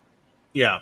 Well, and another thing is, somebody mentioned this on my GMT newsletter video, is like, thank God for global shipping problems, because I am actually not going to have to give them any money this month. And I'm in the same situation, right? I got a pile of stuff that's like in the top, near the top of the print queue. That's just, they haven't charged me for it yet because they haven't gotten it yet. Yeah. I haven't been charged for anything from GMT in several months. So there's, in a sense, they're saving me money. Those problems are saving me money, I mean, not saving really, but at least pushing it back. But so like Henry's comment about not paying $400 on cardboard, chits, and paper, I don't think you will. I think what's going to happen is instead of spreading that $400 across 4 different games, you're only going to have 2 to choose from, and you either buy those 2 or don't. But I don't think. Will there be some price increases? Yes, we know there will, because the publishers told us there would be some price increases in their survey responses. Mm-hmm. So we know it's going to happen. But I think the bigger expectation is that until the freight backlog can clear itself, and quite frankly, that could take 5 years at this point. It could. It's going to take at least 2. Yeah, what I suspect is going to happen is you're going to have fewer games to choose from, because when there's less space on the boat to put games into, they've got to be more choosy about which ones go to the press. Yeah, that's a good point. And we're seeing that with GMT, with like stuff that's at, about to go to the printers. They pushed a couple of things to the printer, and there's a couple of things that were expected to go to the printer but haven't yet. So they're having to make decisions about, hey, this is ready and this other thing's also ready. Maybe we talk to designers and see what they feel and all this other stuff. Maybe Mark Herman doesn't care that Pacific War didn't go to the printers this month. But we've also, we've got customers that have been waiting 10 years for Barbarossa Army Group Center. So let's send that first, right? It's a company like GMT, which honestly gives us not perfect, but better visibility on their production queue than a lot of companies do. They're having to make decisions, and just because we see it there doesn't mean it's not happening elsewhere. Yeah. All right. Jeff, So I'm going to hit. Jeff put the comment in there about, so are we saying GMT has 2+ years of shipping at the printer? I'm not saying that because I don't know, because GMT doesn't talk about their stuff. And that's their right. Like that's, we know what GMT puts out in the newsletter, and that's what we know. I'm just simply trying to project what the best I can based on the survey responses I got, and some of the follow-up questions that I got from some particular specific individuals. I just think that the shortage of space on boats is going to be the biggest limiting factor in what comes back available for sale to you. Mm-hmm. Yep. All right. I'm going to push the button here. I have already issued the cutoff. The next number for Nutrition of Souls is number 43. So let's scroll down and see if anybody comes to 43. Timo has given us number 43. So Timo, what I want you to do is reach out to me at this email address and give me your address, and we will get this shipped out to you sometime in the next day or two. So congratulations to Timo. Somebody else is claiming they had 43, so you might need to go back and look and see who had it first. Let's verify it, but I believe I did say a first person to get the number in is the person. So if somebody else grabbed 16, you can have it, because apparently I'm not cool enough to win stuff. So nobody, you're not eligible. So all right, so we start. I can't scroll up and down. Can I do this? Yeah, I mean, if you scroll up, you'll see that the first number 43 was by Timo. Now, if somebody hadn't gotten it on the nose, don't worry though. I tell you what. Yeah, Timo did have it before Mike Anthony did.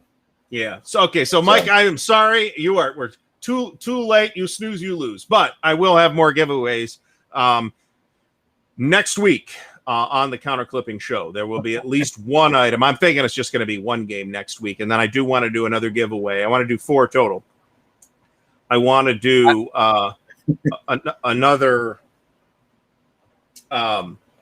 giveaway that's just a video, so that maybe folks that aren't optimized time-wise to sit through these live streams to give them a chance as well. So, yeah, I love these dudes that are saying saw the box in half and ship them both, part of it, because we haven't just spent 2 hours talking about what a pain in the ass global shipping is. Let's double the amount of shipping that Ardwulf needs to do here. Well, and even domestic shipping has been a big headache. I mean, so don't think this is strictly limited to international shipping, right? It's just, it's international shipment normally under good circumstances could take a month, right? Depending on exactly where it's coming from and frankly how fast the boat is. Whereas domestic shipping, at least in the lower 48, shouldn't ever take more than a few days. So, and yet. So, yeah, well, yeah, exactly. And yet I've had stuff go missing for weeks at a time. So, yeah, I had a set of dice that I'd ordered around Christmas coming from Georgia. They were coming from Black Oak Workshop, Craig Zipsy's dudes down in Georgia. I've seen their dice. They're really nice. They are awesome dice. So I had some stuff coming. It was a Christmas present for a friend. And so we had ordered some dice, and he threw in a couple of free dice bags for us, which was very awesome of him. And they left wherever he is in Georgia. They went to Columbia, South Carolina, to Greensboro, then back to Augusta, Georgia. Okay. then to, I think, Richmond, Virginia, before they finally made it here. And yeah, I've had stuff do that. No, I'm in Raleigh, North Carolina. So yeah, they bounced around the Southeast. It was like they were on concert tour with somebody. I sweat that kind of stuff. If it's like, a $10 package, it's like, who cares? Or if it's as an Amazon, you say Amazon, I never got this. If it's like a $200 worth of War Games, then I start to sweat over it, right? Because it's like, I bought these from eBay. I'm just hosed if this thing gets lost in the mail. Well, and for me, the issue was I was, this was a Christmas present. I needed it to get here by Christmas. Now on the plus side, I'd ordered it earlier in November when Craig had a sale going on. So I was pretty confident that even with some buffer, they were going to get here on time. So it all worked out. The dice were great. Dude loved them. It was cool. So.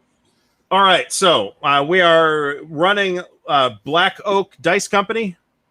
Is Black Oak Workshop. Black Oak Workshop. Anybody that's been to Origins May have run into Craig Dipsy at Origins. The dude is the most upbeat, overly energetic guy on the. I don't think he sleeps. I think he goes back to the hotel and mainlines cocaine, and then comes back to the convention hall the next morning. And he's like a wind-up toy that never winds down. He is the most upbeat, energetic, effervescent, happy dude to be there. And it's cool. Like, if you need a pick-me-up pep talk, go see Craig and you will leave happy. It's great. He's an awesome dude. So I will say I've had good luck with the dice companies that I've met at Origins or engaged with very shortly thereafter. The guys from Easy Roller Dice Company have been really cool over the years to work with. And I recently ordered a couple of things from Kraken Dice. They had some sales going on some experimental mixes that they were doing. I actually had 2 sets of the Kraken Dice that I included in last week's unboxing day photo galleries that we had on our website. They are pretty cool. The full size Kraken D20, it's bigger than a golf ball. It is enormous. It is a weapon. But it comes in a set of like 14 dice. They have a D2 in there. It's a glorified coin you can flip, but it's got the Kraken logo on it. It's kind of cool. They've got all kinds of cool stuff at all 3 of those companies. Black Oak Workshop does dice advent calendars. They're a little pricey, but they're just damn cool, right? I'm more inclined to spring for the Scotch advent calendar, actually. Yeah. Because they have that. You can get that. Yes. You get a bourbon one too, but I would do the Scotch one. Get the Scotch one and the dice one. Why not? What the heck? Yes. But yeah, so I don't want to make it sound like I'm just shilling for Black Oak. They make cool stuff. It just, it went on tour of the Southeast before it got to me. But the guys at Easy Roller and the guys at Kraken have had really cool stuff that I've gotten lately also. I like the monochrome, like the single color dice that Chessex makes. Actually, those are not them. They're just mono. I just buy the single color dice. I don't really buy the fancy dice. I don't know how big a factor that is. I think I'd be more concerned about voids in the dice due to the manufacturing process, but you can watch videos on how to test that. You can do float tests on dice and get a sense of how true they're rolling and that kind of stuff. So at one of my first Origins, the Chessex dudes still had the custom engraver at their booth, and so I was trying to get a couple of custom bayonet dice made. Well, that's neat. So I got about a half a dozen of these because I thought they were cool. Yeah, I just saw the ad for these things again. The dice that actually light up, they have like little lights inside them. I don't know how that works. It's neat, but I wouldn't roll them for anything. Well, the guys at Kraken have a bunch of glow in the dark ones. So if you're doing a low light Cthulhu campaign or a zombie something, you get some glow in the dark dice going. Now I've done that before with Cthulhu specifically. There are Cthulhu scenarios that provide staging notes. That include things like play in the dark with glow in the dark dice and glow sticks and stuff like that. So that's kind of cool. It is neat. Yeah, if you ever get the chance to play a Cthulhu adventure called Grace Under Pressure, I've never seen it run at Origins, but because it takes about 6 or 7 hours to do. But I've seen it run at smaller conventions. It's a fabulous time. So John Longshore made a note that he once loaded dice that only roll 6s. They have those. So what I wanted to do is I wanted to create a bunch of D20s that were rigged dice. But the whole thing is I didn't want like 4 20s on there. Somebody's going to notice that. What I want them to do is take off the 3 and the 5 and add like an extra 16 and an extra 18, because nobody's going to notice the fact that the 5 is missing, right? Or the fact that you have an extra 18 on there. That's what I wanted to swap around there. So I will tell you, for folks that are interested in talking dice, we had an entire podcast on dice last season. Me and Mike Colello and Ian for Rocky Mountain Navy, we went for the better part of 90 minutes just talking about dice on the podcast. So if you want to go look that one up at the Dragoons website, it's there. It was a lot of fun. All right. We are just about out of time. I would like to mention that there is an unboxing video coming this Thursday, so check that out when it releases. It is an ASL. What is it? I don't even know what it is. It's a Europa item, believe it or not. Broke a Europa piece out of the shrink wrap. So check that out. And then on Wednesday at 6:30 p.m. Eastern Daylight Time, we will be on the show with Dan. I believe we're on Dan's channel. this week. So check that out over at No Enemies Here. I would like to thank everybody for watching. Winners, once again, please do email me at the provided address, and I will get the games out to you as speedily as I can. I would love to get them out the door tomorrow if possible. So dither not. I'd like to thank Brant. Brant, thanks for stopping by. I'd like to thank, once again, everybody for helping to support the channel. Just being here helps to support the channel. Please do, thumbs up the video, subscribe, and all that jazz. And if you'd like to help support the channel more directly, there are links to do that in the video description. The overwhelming majority of people watching were watching on YouTube, for those curious, rather than on any of the alternate channels, but that is absolutely expected. So I do not surprise. Don't be surprised to see an unboxing video for Panzer's Last Stand from me in the next couple week or two. So it won't be this week because I have this week scheduled already. I might have a buddy unboxing of Panzer's Last Stand. A very quick note, Gary, the ratio of watchers to thumbs has gotten much, much better. Good. See, that's why you remind them. I always forget to do those things and remind people. I yell at people about it on Saturday Night Fights, on Wednesday Night Warfare. Pretty much any of these videos when I'm on, I yell at them about it. Give people the thumb.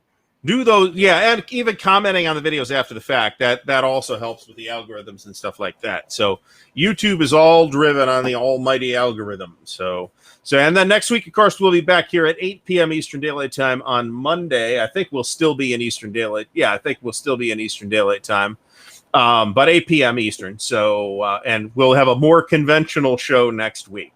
So once again, thanks everybody for tuning in, and everybody have a great night. I didn't think to create a closing video. So I'll just have to sign off. We're exploring the technology as I go here. I'm fumbling my way through it. I've never claimed to be actually any good at this. I'm not going to sing us out of here. Oh, please don't. No. Please.